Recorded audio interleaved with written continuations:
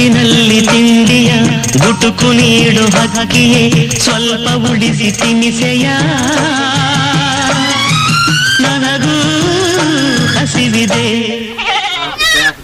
ಕಾಣೆ ತಾಯಿ ಲಾಲಿಯ ಕಾಣೆ ತಂದೆ ಪ್ರೀತಿಯ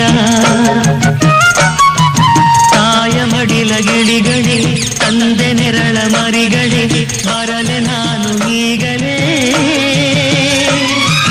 ನಿಮ್ಮ ಗೂಡಿಗೆ ಹಾರದು ಬಾರದು ಆತುರ ತಾಳದು ಆನಂದ ಗೀರಾಗವೇ ಸಾಲದು ಭೂತಾಯಮ್ಮನ ಕೈಗೂ ಸಮ್ಮನ